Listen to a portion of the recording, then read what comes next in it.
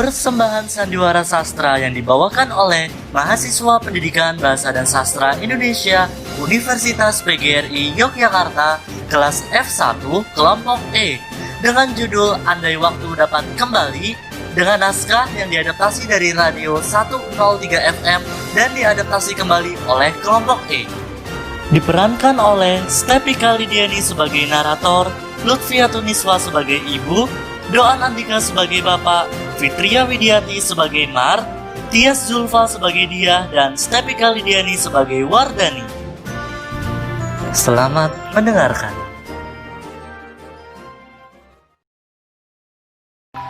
Hidup adalah suatu rangkaian perjalanan waktu dengan untayan peristiwa di dalamnya. Kebahagiaan dan kesedihan datang silih berganti dalam mengiringi cita dan cinta yang kita harapkan. Kisah seorang perempuan yang bernama Mar yang terkekang karena kentalnya budaya dan keadaan ekonomi yang pas-pasan sehingga cita-citanya tidak kesampaian.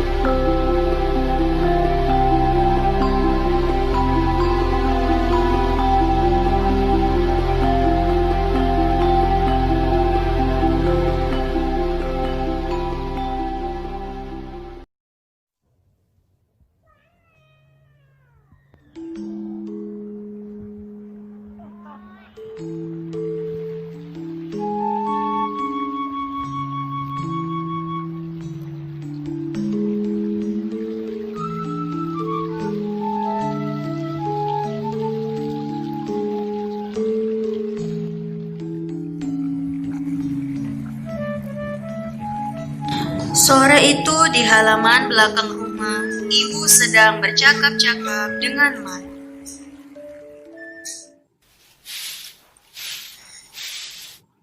Ada apa, Bu? Kok ngomong saja? Ada masalah apa, toh? Gak ada apa-apa kok, Bu. Gak ada masalah kok. Ekspresi wajah kamu jelek sekali seperti ini.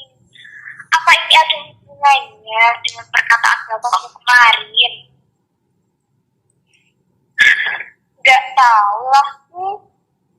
Mar, bapakmu orangnya memang kolot. Orangnya keras kepala.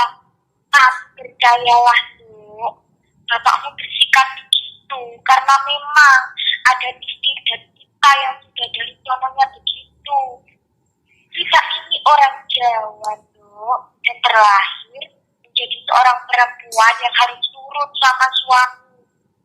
Ibaratnya dalam pepatah Jawa mengatakan, wong wadon kulo rasane swarga nilot neraka katon.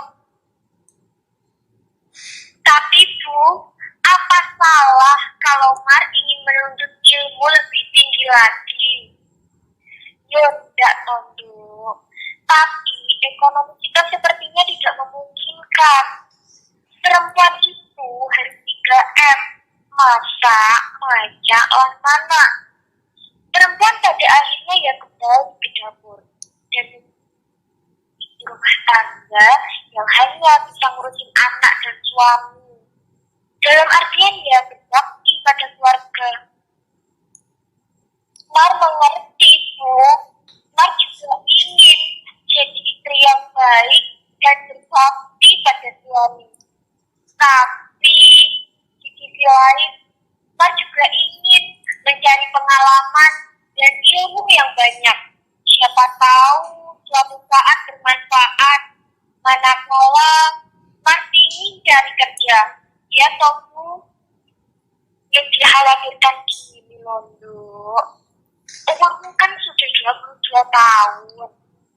Kalau kamu gak cepet-cepet nikah, nanti kamu jadi perawan tua dan susah punya anak. Tapi, Bu, sudah lah, Dok. Mending kamu turuti saja apa kata bapakmu. Kau nasib bapakmu menjodohkan itu kan baik. Ingat usiamu, Dok. Mar hanya membisu manakala mendengar penjelasan dari ibunya. Tak lama kemudian, dari dalam rumah terdengar suara bapak memanggil-manggil.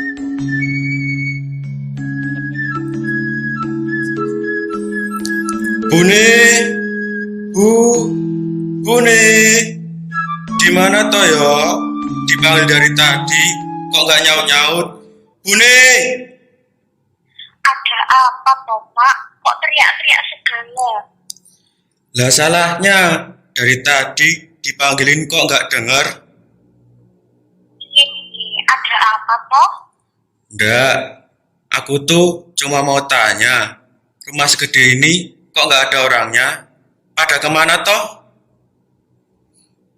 Lewong cuma cari angin di belakang rumah kok Pak. Pak teriak-teriak segala. Terus, Mars sekarang di mana? Ada di belakang Pak. Yo wes, suruh ke sini saja. Soalnya Bapak ada perlu sama dia. Sebentar ya Pak, dipanggilkan Mardi. Oh, cepet, gak usah lama-lama. Ibu pun beranjak pergi ke halaman belakang rumah untuk memanggil Mar. Dan tak lama setelah itu, Mar datang untuk memenuhi panggilan bapaknya.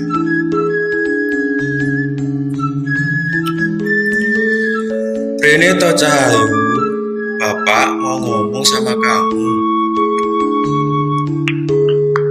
Ada apa toh Pak? Kok kelihatannya penting sekali. Yo memang penting toh, Nduk. Ini kan demi kebaikanmu. Masalah apa toh? Nduk, tadi Bapak mampir ke tempatnya Pak Lurah. Kata Pak Lurah, dia sudah setuju. Mesti soal Mas Bagas lagi. Tak bilangin ya Nduk, Bagas itu orangnya ganteng, pengusaha sukses. Kita itu kalau mau mencari jodoh harus melihat dari bobot, bibit, dan bebetnya. Tapi Pak, kata teman-temanku, Mas Bagas itu suka gonta-ganti pacar. Itu kan baru dengar dari teman-temanmu toh. Iya, Duk. Siapa tahu teman-temanmu salah. Tapi, Bu, kalau itu benar, apa Bapak sama Ibu tega kalau Mar nanti sakit hati? Kalau nanti Mar jadi istrinya, terus dia main serong. Apa Bapak dan Ibu rela? Mar itu belum mau menikah. Mar masih kecil. Mar masih ingin meneruskan sekolah, Pak. Kamu sekarang sudah berani kok melawan bapakmu. Cawe dok dikanin kok ngeyel. Pokoknya bapak nggak mau tahu. Kamu harus terima pinangannya Bagas, anaknya Pak Lurah. Mar nggak mau, Pak. Mar kan sudah bilang, Mar itu masih mau sekolah. Pokoknya kamu harus terima. Terserah Bapak. Pokoknya Mar tetap tidak mau jadi lamar ataupun menikah sama Mas Bagas. Dasar anak tidak tahu terima kasih.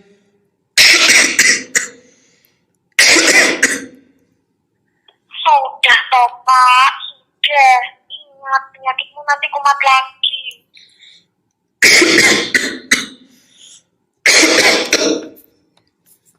Suasana rumah yang awalnya adem ayem mendadak panas.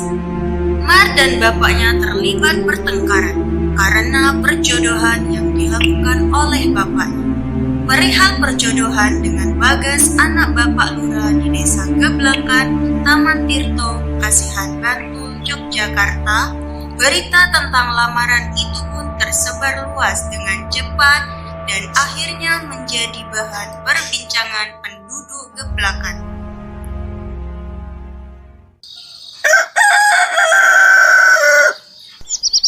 Sudah tahu belum? Ada apa toh? Kilo, kabarnya Mas Bagas, anaknya Pak Lurah, mau menikah. Emang siapa toh calonnya? Simar, anaknya Pak Sugeng. Hah? Simar? Gak salah apa? Dia kan cuma tamat SMA, miskin lagi. Apa Pak Lurah gak malu punya menantu dia? Ya itu yang aku bingungkan. Apa jangan-jangan Mar main guna-guna ya? Ah, kamu itu ada-ada saja. Mana mungkin Mar begitu? Bukannya memang dari dulu Mas Bagas sudah naksir Mar? Bisa jadi juga bukan Mar yang main guna-guna, tapi bapaknya. Lah, secara Mas Bagas kan anaknya Pak Lurah dan banyak uangnya. Nah, makanya bapaknya main guna-guna supaya Pak Lurah itu mau menjodohkan anaknya sama si Mar. Tapi Mar pasti nggak bakal mau. Wong aku tahu sendiri kalau Mar itu nggak cinta sama Mas Bagas. Mar itu cuma pengen meneruskan sekolah, tapi bapaknya tidak mengizinkan. Alah, siapa tahu saja Mar berkata begitu, cuma di depan kamu saja dia. Lebih baik kan sama aku, lebih cocok. Duh, Mas Bagas, aku aja ndak apa-apa yang dijodohin sama kamu. Walah, War, nggak usah mimpi di siang bolong kamu. Pokoknya nggak mungkin. Aku tahu siapa Mar. Sudahlah, mending kita ngomongin yang lain saja. Nggak baik ngomongin orang pamali. Ya wes, aku kan bermaksud baik. Aku cuma ingin kasih tahu kamu saja kok. 1 minggu berlalu semenjak pertengkaran Mar dan bapaknya. Pagi itu Bapak Mar alias Pak Sugeng sedang pergi ke sawah, sehingga yang ada di rumah tinggal Mar dan ibunya saja.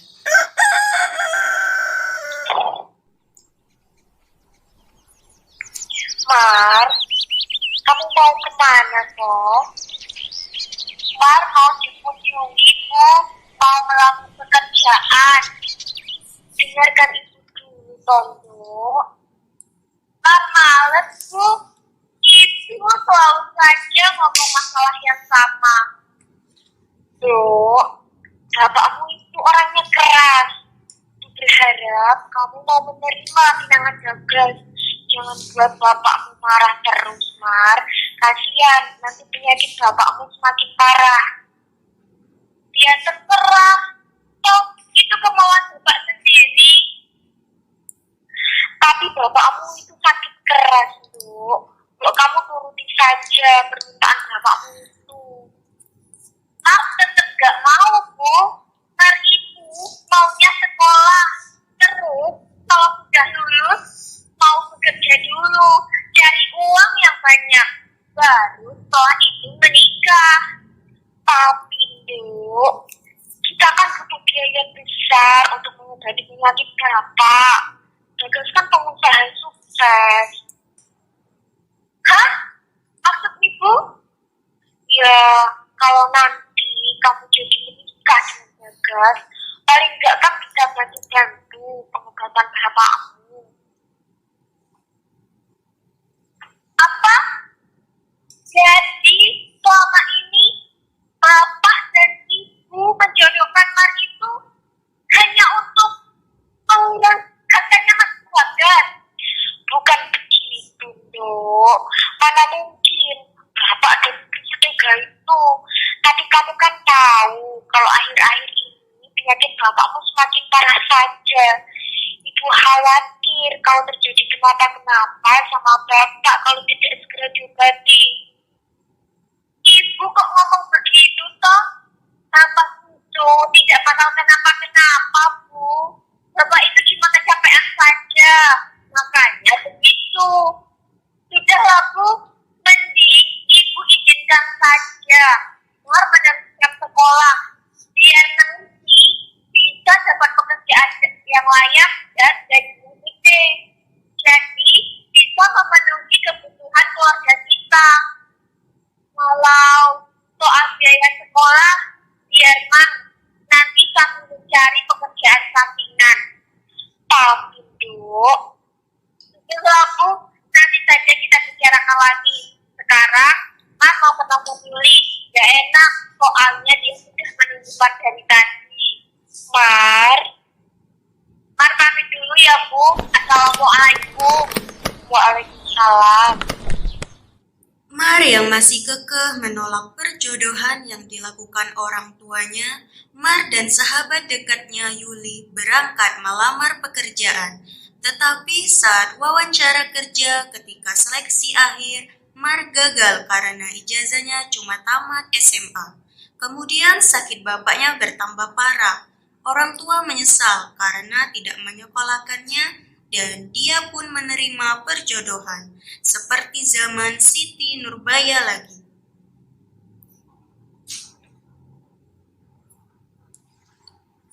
Iya, Dok, soal perjodohan. Jadi kamu mau atau tidak? Setelah Mar pikir-pikir, Mar mau, Bu. Lagian juga, Mar kan sama Bapak sakit dan terus. Mar gak mau Bapak jadi pikiran. Mar akan berusaha menerima dengan ikhlas. Walaupun sebenarnya Mar itu juga ada rasa kalau anaknya Pak Lurah itu.